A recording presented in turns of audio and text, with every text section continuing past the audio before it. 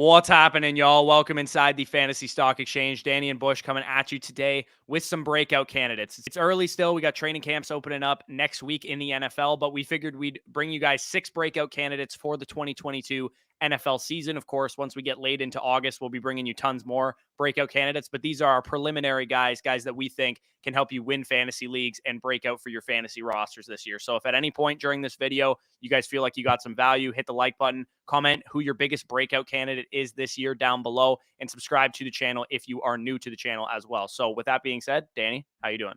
I'm doing well. And out of all those superlatives that we have, this is truly the subsection that can make or break your fantasy league. Because ultimately here, everybody's going to get their studs at the top of the draft, but being able to weed out those mid rounds and spot guys that can not only beat their ADP, but downright smash the league is ultimately going to be your most advantageous position in fantasy. If you were able to spot Cooper Kupp last year in the 4th round, you were most likely winning your league. He had about a 35% best ball win rate last year on his own. So being able to spot those players that can not only, again, beat their ADP, but ascend into the top 24 of ADP in the following year is going to be the most beneficial thing for you in your fantasy drafts.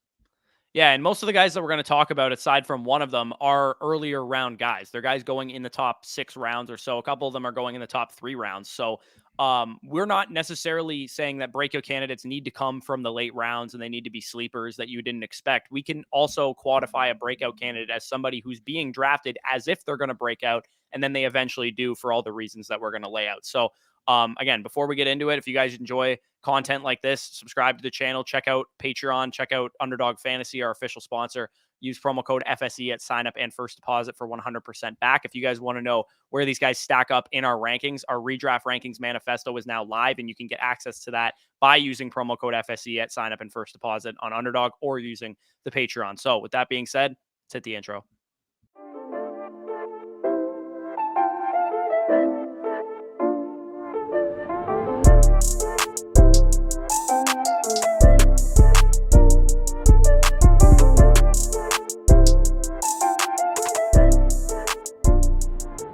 Okay, so the first guy that we're going to get into, and I talked about this guy last week in the league-winning running backs video, so I don't want to rehash all of those points, but instead bring up some new ones. Javonte Williams, running back for the Denver Broncos, RB12 right now, ADP of 25 per Underdog Fantasy, so a 2-3 turn type of pick right now in drafts. Javonte Williams last year, as a rookie, finishes RB22 in points per game. And he was sharing the backfield pretty much down the middle, 50-50 with Melvin Gordon in 2021. And he was able to do this because he's a very talented running back. He was a top 35 pick in the 2021 draft, RB1 on many teams' boards, including the Denver Broncos. And he was top 8 in juke rate and yards created per touch last year as a rookie. Melvin Gordon was a free agent this offseason. A lot of people were, screaming free Javonte Williams. He's going to be a workhorse. I probably would have drafted him as a top 5 running back, top 5 overall pick in fantasy drafts had Melvin Gordon moved on in free agency. Unfortunately, Melvin Gordon is back with the Denver Broncos, but he was in free agency for 46 days. The Broncos were clearly okay letting him go if another offer came along that was going to take him away. He's back and he's going to factor into this backfield. I'm not going to deny that he's not going to be involved, but Russell Wilson is in town for this Denver Broncos offense. The 23rd ranked scoring offense in the league last year. Javonte Williams was on his way to securing a full workload down the stretch, on top of the fact that this offense should be much, much better. He ran more routes, as you guys can see on the screen, than Melvin Gordon each of the final 6 games, dominated the targets as well. So even if they split carries to some extent, there's going to be plenty more goal line looks to go around with Russell Wilson now playing quarterback, and Javonte should have the pass catching work on lock. So I'm not expecting Javonte Williams to be a 95 opportunity share type of running back like some people think that when I say I like Javonte Williams, think I'm saying. What I'm saying is that even on a 65%, 70% opportunity share, the offense getting a lot better, the fact that Javonte's a second-year player, and the fact that he's going to get the valuable work, the receiving work in this offense is why I love Javonte Williams to break out this year. Yeah, and I mean, you outlined the whole bull case in the what makes a league-winning running back, which, by the way, if you guys haven't already watch Bush's solo over there. But with Javonte Williams, I mean, the case is simple. You do not draft running backs or floor. Yes, Javonte Williams' floor, given that split with Melvin Gordon, is probably lower than, some of the top-end running backs picked in that range. However, again, if you're picking a running back, you need him to have the opportunity to finish in the top 5. And Javonte Williams has every opportunity to be able to do so, be able to be that league-winning asset that can push your team over the top. And getting access to that at the early third round, currently on Underdog Fantasy, absolutely stealing that all day.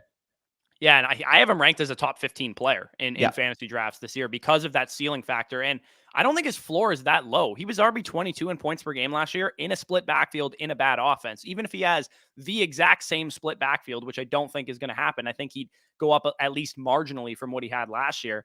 You have a guy that is probably a top 15, top 18 running back in points per game as his floor, which is kind of how I felt about Antonio Gibson last year. But the difference being that Antonio Gibson doesn't play in an offense led by Russell Wilson. And I also think Javonte Williams showed more from a talent perspective than Gibson showed as a rookie as well. So yeah, I'm all the way in on Javonte Williams. If you have an early pick, if you can get Christian McCaffrey, Javonte Williams at the one at the top of your draft, and then turn around at the end of the second round and get Javonte and pair him with another receiver in the third, awesome start to drafts. Yeah, like T. Higgins, AJ Brown, one of those wide receivers, the early third round portion. Like that could be a league winning level start. But either way, we both love Javonte Williams. That's running back going into his second year, primed for an ascension. Let's go into the next running back, primed for an ascension, that oddly enough was in that same draft class last year with Javonte Williams. Was the second running back selected with Travis Etienne, currently going off the board as the ADP running back 16, 35.6 overall via Underdog Fantasy. Again, this is the sharpest ADP out there. In more home casual leagues, this could probably be more so a fourth round pick. From watching this channel, you'll know our evaluation on running backs is not if they can be the RB7, if they can be the RB9 in points per game and beat their ADP. We are looking for guys that can flat out go out and win your leagues. And Travis Etienne's case to win your league is pretty simple. It is the DeAndre Swift case from last year. Oddly enough, DeAndre Swift was a third, fourth round pick last year. Travis Etienne is representing that exact same ADP. And when we're looking at Travis Etienne last year, he had a wash of rookie season. He had that Lisfranc injury in the preseason. He missed the whole rookie season. Obviously, we all know the turmoil that happened with that Urban Meyer-led Jacksonville Jaguars team. They're moving on to Doug Peterson this offseason. And by all accounts, Travis Etienne's recovery has been good. Obviously, you would have rehashed that with Dr. Edwin Porras, but every sign that we see right now points to the fact that Travis Etienne is entering this offseason healthy, and a talented former first-round pick now gets a full healthy offseason and is the healthiest running back in his backfield, obviously with James Robinson suffering that week 16 torn Achilles last year. There is every opportunity in the world for Travis Etienne to be that lead back for the Jacksonville Jaguars, and you guys should be able to see a tweet on the screen. If you're worried or wondering in terms of what Travis Etienne's prospect status was, he is one of 12 running backs to earn a 90-plus grade on Next Gen Stats, and 100% of those running backs, every single other running back in that sample size, has a top 12 finish in fantasy football. So betting on a young 23-year-old running back primed to take that opportunity jump with that Jacksonville Jaguars team, I think the DeAndre Swift comp is 100% valid. And on a team in the Jacksonville Jaguars that doesn't really have a clear target hierarchy, yeah, we're talking about they signed Christian Kirk, they have Marvin Jones, Laviska Shenault, Evan Ingram. There is no one wide receiver on that team that you can say is going to be the alpha. That is the more situational aspect that makes me love Travis Etienne, because he is an adept receiver. He is a running back in his final year in college that had over 40 receptions. If he's able to show that pass catching upside in conjunction with potential early down work with James Robinson missing the start of the year, I wouldn't be shocked if we're looking at a 18 to 20 opportunity back with 70 to 90 targets in his range of outcomes. Yeah, and the other thing about Travis Etienne that's great is that he can create a lot on his own with the breakaway speed that he has too. So from a health perspective, Edwin wasn't really concerned with him. If you guys didn't watch that video, he wasn't overly concerned that he's going to get re-injured or that injury is going to linger. It happened very early. He's had over a year to recover. He's already back on the field doing drills. He's going to be back on the field for training camp and preseason. So I'm not really concerned about Etienne from a health perspective. The only concern that you can have is how bad is this Jaguars team going to be? But like you said with DeAndre Swift, that was the same concern we had about the Lions last year. And the lack of solidified targets in that offense makes Travis Etienne very likely to have that 100 target upside that had DeAndre Swift, who was like a 6.5 target per game running back, as a top 8 guy before he got injured in week 12. Yep. And again, we outline the running back dead zone every year. Oh, we shouldn't select a running back in this range because we're projecting, situation as opposed to talent. Travis Etienne is the rarity this year. Travis Etienne is the bet that if you're going to take a running back in this range, he has that legitimate upside. Obviously, the floor is lower coming off that injury. We haven't seen him do it before, but ultimately here, this is the archetype of running back where if I'm taking a running back high, this is the profile I'm looking towards.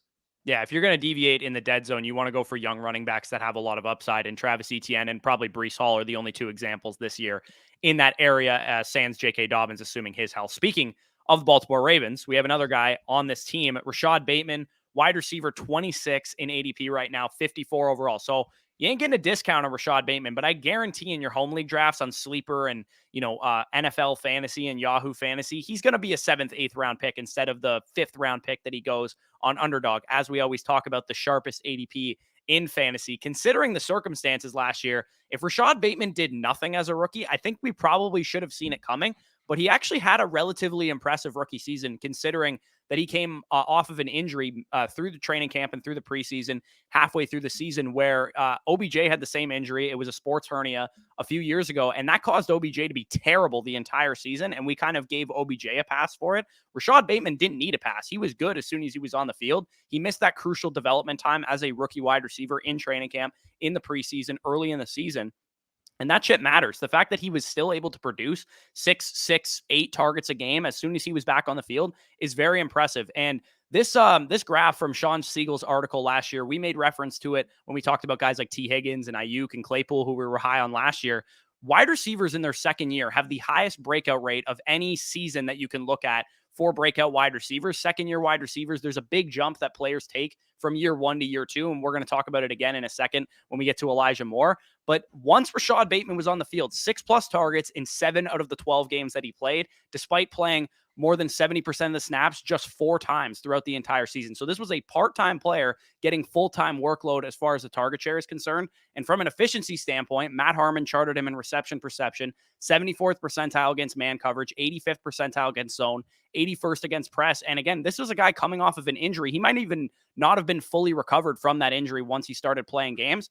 And Matt Harmon describes him in reception perception as a guy that runs great routes over the middle. He ran a high route of slants and curls and digs during his reception perception sample and posted a strong success rate on those routes. And that's great for Lamar Jackson, because Lamar Jackson is not a, throw outside the numbers, opposite hash on a dime type of thrower. So over the middle throws is something that will be really, really valuable to a guy like him. He compares him to Keenan Allen and Justin Jefferson, the guys that excel in those type of routes. With Hollywood Brown gone, he's no longer on the team. They traded him to the Arizona Cardinals. We have a second-year Rashod Bateman, fully healthy, full offseason with Lamar Jackson, who's still a top 15 passer in the league, top 10, top 5 overall quarterback in the league, in a high-scoring offense. I think Rashod Bateman, the fact that he's going like 30 picks ahead on sharp ADP like Underdog should signal the fact that he is en route to a huge breakout. Yeah, and the Rashod Bateman case, and obviously the case I'll get into with my guy, is valid. I mean, you mentioned the historical data of second-year wide receivers experiencing a breakout is extremely high. Yes. Is there more risk associated with taking, a Bateman or Elijah Moore as opposed to, some of the safe wide receivers like a Brandon Cooks in this range? Sure, because, Brandon Cooks, his median range of outcome is going to be higher than both those guys. However, in fantasy football, we are trying to win our leagues. Rashod Bateman and, again, Elijah Moore, as I'm going to mention next, have top 12, top 10 overall wide receiver in their range of outcomes, given the opportunity presented and given the situations that both of them are at. So I love Rashod Bateman. You mentioned he's going 5th round on Underdog, but realistically in your home leagues, given the fact that more casual uncertainty is going to arise with a guy like Rashod Bateman, you could see him slipping to the 7th, 8th round. And I mean, this is basically, a T. Higgins type of case all over again. Yeah, exactly. I've been doing a ton of sleeper mocks because I know where I'm going to be drafting from in my home league at the 11 spot, and I routinely get him at the 7-11. I don't know if that's necessarily going to happen in my home league draft, but at the very least, I can get him at the 6-2 if I need to draft him there, and I'm more than comfortable doing that considering he's my wide receiver 23. I have him higher than ADP, even though his ADP is already assuming that he might break out. I'm still higher on him than ADP, even at that sharp level. So Rashod Bateman, I think he's a phenomenal pick this year. And Elijah Moore, who I just let you have. I could have easily talked about him as well. I mean, it's so funny to me. Again, wide receiver 32, 69th. Nice overall ADP for Elijah Moore. But his rookie season was such an interesting development if you guys looked into it. So he entered the season, obviously, as you know, in the preseason with that quad strain that really limited him in the preseason. Suited up in week 1, then suffered a week 3 concussion that limited his play in the early portion of the season. Obviously ended the season on IR with another quad injury, but In that stretch, we saw him being fully healthy. He was dominant. So we'll go through the first 4 games. He was dealing with those injuries, had the concussion, missed a game in that stretch. He was not good at all. 20 targets, 66 receiving yards with no touchdowns in that stretch, a 3.65 PPR point per game pace in that stretch. However, once he recovered from those injuries post bye week, we saw what a healthy Elijah Moore can do down the stretch. Between week 7 and 13, Elijah Moore wasn't only a good receiver, he wasn't only a good rookie, he was flat out dominant. He commanded 57 targets in that stretch, 8.1 targets per game, en route to 472 receiving yards, 67 per game, as well as 6 touchdowns in that stretch. If you guys are doing the math at home, 17.7 PPR points per game, and a top 10 wide receiver in this stretch, despite what I would consider a compliment in inadequate quarterback play, obviously with the likes of, Mike White and Joe Flacco and rookie year Zach Wilson in that stretch. The quarterback play was not great, and yet Elijah Moore was still being able to show a top 10 level wide receiver ceiling in that stretch. He's clearly a budding star talent entering a full healthy offseason, and now is going into his second year. And Corey kind of mentioned, the second year data from Sean Siegel, and I'll put up a couple tweets that I came across on the thread today, but basically 35.5% of second year players outperformed ADP by 6 or more spots in terms of positional ADP.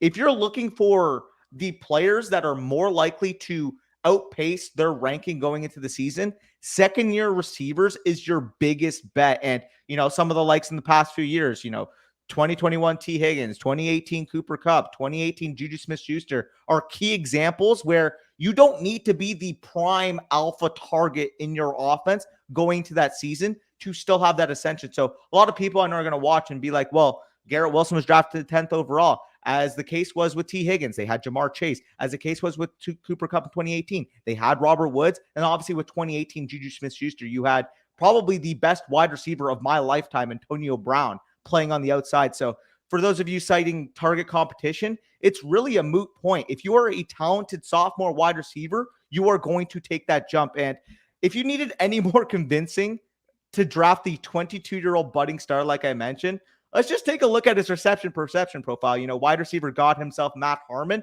was extremely impressed with his profile. Again, this is covering the whole season, including that downstretch, not just week 7 to 13. You guys can see on the screen, 75.2% win rate against man, 81st percentile. 81.4% win rate against zone, 76th percentile. And then a 73.3% win rate against press, 70th percentile. Again, press was like the main concern of Elijah Moore going into the season, given his stature, and he was still being able to beat it at a 70th percentile rate as a rookie wide receiver. And he just outlines here, if Zach Wilson is the quarterback that we think he can be, Elijah Moore's set to have a Tyler Lockett-esque, maybe Tyler Lockett plus-esque ascension in fantasy football. I am buying this ADP all day. I think when it's all said and done going into next season, this is going to be a player we're taking in the top 25 to 30 of fantasy drafts easily. Yeah, and Garrett Wilson was a good prospect, probably even as good of a prospect as Elijah Moore, but we've already seen Elijah Moore do it in the NFL. Yes. Like you said, 75.2% success rate against man coverage. That was 0.1% lower than the success rate Jamar Chase posted last year. That was better than Allen Robinson, better than Michael Pittman Jr., better than Keenan Allen, Devontae Smith, Mike Evans, DK Metcalf. Like, this dude is a legit stud.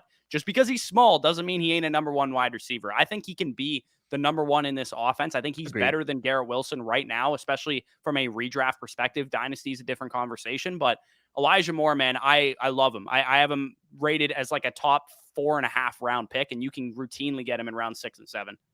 It's a no-brainer at that point. You're getting him as your maybe wide receiver 3 if you're in a more fragile running back build, possibly your wide receiver 4 at times that has legitimate top 15 overall period upside in 2022. So getting the access to that, and obviously, again, if Zach Wilson takes that jump, I don't really think that's baked into his ADP right now. Everybody's kind of valuing Elijah Moore as if Zach Wilson is the quarterback we saw from last year. If Zach Wilson takes the jump that myself and you expect him to take, like, this is a league winner staring us in the face. And this is a guy that in February next year, we're going to look back at ADP and be like, how was this guy going in the 6th round in underdog? And probably even lower in home leagues, because people are going to say, oh, Jets, he's an 8th round pick.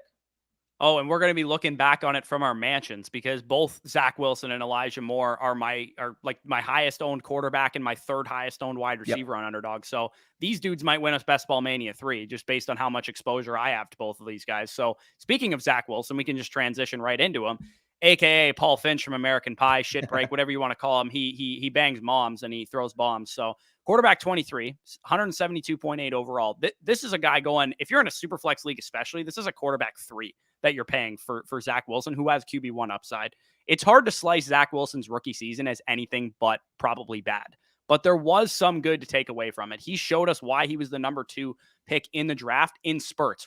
Just like we saw, from rookie year Josh Allen and rookie year Lamar Jackson, guys that weren't consistent, weren't great, but they showed us flashes. He had a comeback win against the eventual number 1 seed Tennessee Titans in the AFC. He had a number of wow throws and kept competitive against the Tampa Bay Buccaneers that went down to the wire. Top 5 in deep accuracy, according to player profiler. Top 5 in tight window throws last year. The talent was evident with Zach Wilson. He didn't have a lot of help. Elijah Moore's great stretch of games happened when he was hurt. Corey Davis dealt with a bunch of injuries. At the end of the season, his starting running back, Michael Carter, was off the field. Elijah Moore was shut down with the quad injury. There was no help for Zach Wilson, especially at the end of the season. And on top of all that, Mekhi Becton played 48 snaps last year. So the Jets gave Zach Wilson a chance to succeed. They had Garrett Wilson at number 10 overall, who was a good prospect, like I said, to go along with a second-year Elijah Moore, who we think is a huge breakout candidate, a solid number 3 wide receiver in Corey Davis. They add 2 capable tight ends with Tyler Conklin and CJ Uzama. They had an offensive guard in Laken Tomlinson. Like I said, Mekhi Becton played 48 snaps last year. He should be back on the field. And they add the best running back in the NFL draft in Breece Hall. Wilson has the arm talent, clearly has the charisma and the confidence and the talent around him to ascend to one of the league's best quarterbacks. I don't say that lightly. He has the ability to do what Joe Burrow did last year. He has the ability to do what Justin Herbert did his rookie season in last year. He has the ability to do what Josh Allen did in recent years. Plus, from a fantasy perspective, you have a guy that had a 60-yard rushing touchdown last year and 10 rushing touchdowns his final year at BYU. He can give you Ryan Tannehill-like rushing production. He's not going to be, a Konami code quarterback, but he can give you something from that avenue as well. So when it comes to like super flex puppy drafts and, if you guys play in a super flex home league, this is a dude that I think is a phenomenal pick. And if you're going to go late round quarterback and you want to pair Zach Wilson and Kirk Cousins together, get your safety quarterback with Kirk Cousins, get your breakout candidate with Zach Wilson, I think that's a more than fine strategy if you don't want to spend an early pick on a QB. Yeah, I mean, it's easy to me. We try to, spot potential quarterbacks that can break through every year. And we're very accurate at predicting quarterback success. Our top 12s year in and year out are relatively, pretty predictable in terms of how players are going to finish. However, this year, the biggest, outliers in terms of the sample are those second-year quarterbacks. Obviously, Trey Lance, everybody is hyped on, but you can make the case for Zach Wilson to ascend. You can make the case for Justin Fields to ascend. You can make the case for Trevor Lawrence to ascend, given their current ADPs going, as you mentioned, back end teens in terms of their quarterback positioning. Like they are easily back end quarterback 2 valuations in terms of where they are on Underdog. Not to mention, as we've kind of outlined, the home league bias is always going to exist where someone's going to look at Zach Wilson. They're going to say, oh, it's the Jets. Oh, he played bad last year. Oh, I don't want him. And they're going to take like Ryan Tannehill. They're going to take like, Matt Jones, Matt Ryan over him. And at that point, it's just a mistake because ultimately here we are trying to win our leagues. Yes, Zach Wilson was terrible as a rookie, but if Zach Wilson hits the ceiling that we think is in his range of outcomes easily, given the circumstance, given the arm talent, given the potential rise we should see from this Jets offense, he's going to be a top 15, top 12 quarterback. And getting that at current ADP, absolutely a no-brainer. Again, we are bullish on Zach Wilson. Obviously, there's going to be people out there that don't understand his talent, but let it be. I'll get all the value I can now.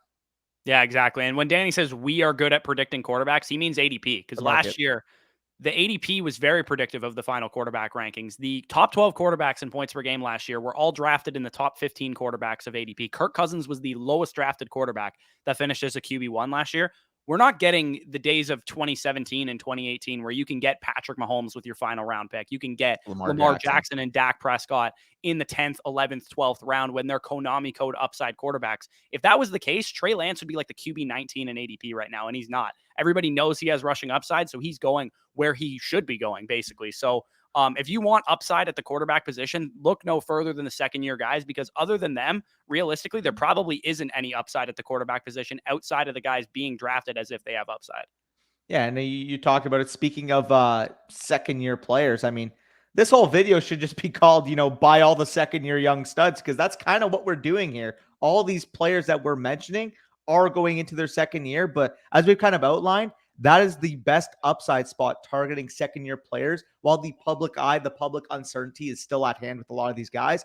And that is the exact case with Amon-Ra St. Brown. Currently going off the board, wide receiver 29, 57.5 overall on Underdog Fantasy ADP. And in fantasy football, our jobs are, as I mentioned, to spot young players that showed good talent in year one with the opportunity to grow into their role and the offense going into year two. And that is the exact case for Amon-Ra St. Brown. We saw a 22-year-old wide receiver post ludicrous totals down the stretch. Over 10 targets in each of the last 6 games, 5 touchdowns, and over 25 PPR points per game down the stretch. Obviously, the context is there. We get it. The Lions were without TJ Hawkinson. The Lions were without DeAndre Swift down that stretch, and now added Jamison Williams in the draft to this offense. But I feel like people are kind of just overlooking the fact that we just saw a rookie wide receiver command a Cooper Kupp-like volume load. I don't care the circumstances. Yes, the target competition was bad. However, Amon-Ra St. Brown still had to show the talent to absorb that opportunity, and we cannot scoff on the volume that he was able to command. Again, was not given, commanded. Amon-Ra St. Brown, people are so quick to take targets away from him. Oh, he can't sustain what he did last year. He can't sustain what he did last year. Chalking his stretch, again, as I mentioned, to circumstance and critiquing the 4th-round draft capital that we saw from him going into the rookie year. But I don't care if he went in the 4th round last year. He was a 2nd-round talent on our boards. Yes, he fell to the 4th round where hit rates will decline, as we've talked about in the past, but they declined going into the rookie years. Amon-Ra St. Brown, as a rookie, negated all of that concern of him being a bad player. And our good friend, a Dynasty IM over on Twitter, you guys can give him a follow, actually put out his full comps in terms of where he ranks from an analytical standpoint as a rookie year producer. And some of these comps are downright league winners. Michael Thomas, Stephon Diggs, Cooper Kupp, Deebo Samuel, Marcus Colston, Dwayne Bowe, Terry McLaurin, Brandon Ayuk.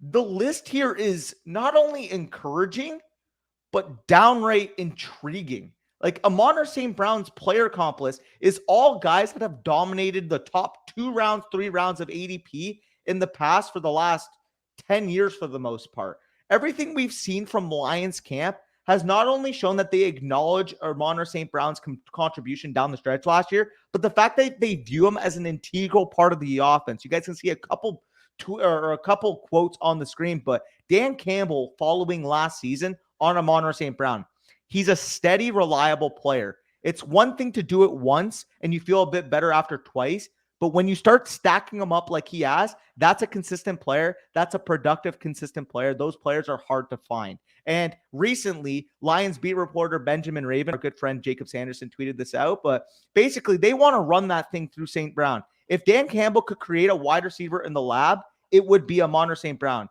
I would be shocked if he sees fewer than 6 targets in a game.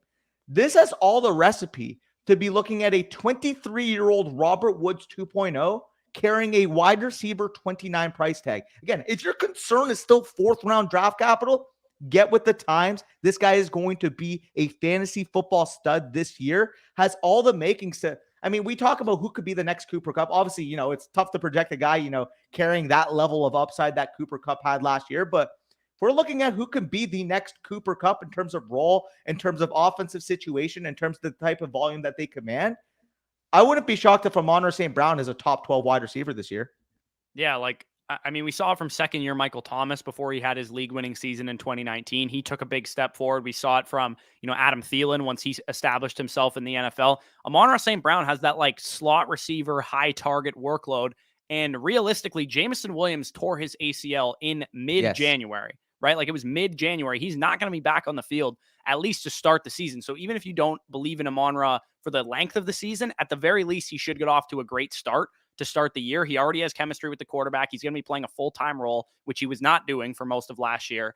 And once he's back on the field playing with Jared Goff loves his slot receivers. We've known this for a long time. Amon-Ra St. Brown reminds me so much of Brandon Ayuk last year. The only difference is Brandon Ayuk was like a 4th round pick. Amon-Ra St. Brown, 6th, 7th round is where you're getting him. Yeah, and the difference too is that like Deebo Samuel proved this past year that he is an alpha wide receiver. George Kittle is one of the best tight ends in the league. There is a way more ambiguous situation with Detroit where Amon-Ra St. Brown could be their wide receiver one. The situation it kind of reminds me of, I mean, oddly enough, is the fact that Jared Goff was the quarterback in that situation. But I talked about some of the previous sophomore breakouts that didn't have to be the number one weapon on their team. 2018 Cooper Kupp. Like if Amon-Ra St. Brown has that 2018 Cooper Kupp like year, obviously it's going to be a worse team. So you can't expect, top 10 overall numbers like Cooper Kupp did, but it's still in the range of outcomes where this guy is getting 8-9 targets a game, 8 to 10 touchdowns, slot role, valuable receptions. Like this guy is a stud. Yeah, and 2018 Rams had Cooks and Woods. They didn't just have Woods. They had two players that were outproducing, the guys that are going to be on the Lions this year. So, we got a team that throws the ball a lot more than what the 49ers threw the ball last year. So he's just like this year's Brandon Ayuk for me, except he's on a more pass-heavy offense with a lot less target competition. Yep, and at 6th round ADP, that's such an easy buy. I mean, wide receiver 29 current price. I thought I would be lower on Amon-Ra going to the year because I thought the consensus would have him in the top 20. But wide receiver 29, all of the risk is baked into that ADP already to the point where I'm smashing that as my wide receiver 3, wide receiver 4 any day of the week. Yeah, and routinely, if you go like hero RB stuff or things that we usually build out, he's like the wide receiver 5 on my team half the time that I end up getting him. So, those are our breakout candidates. Like Danny said, all second-year guys on this list. So we might as well just call this video like must draft second-year breakout candidates or something like that. But if you did enjoy this video, as always, hit the like button. We really appreciate it. It really helps us grow in the algorithm. So cannot thank you enough for doing that. Comment any of your thoughts down below as well. Who's your biggest breakout candidate this year? Subscribe to the channel if you are new as well. We're looking to get to as many subscribers as possible by the start of the season. So if you enjoyed the content that you heard here, check out some of our other videos. Hit the subscribe button. It is totally free. It doesn't cost you anything. And we really appreciate it. And again, if you want to support us in any way, patreon.com/fantasy stock exchange. And check out Underdog Fantasy to put some of this advice into action as well. Promo code FSE will get you both our Dynasty and our redraft rankings for the season. And you'll get 100% back on whatever you put in from them as a thank you for using our code. So with that being said, peace out, and we'll talk to you soon.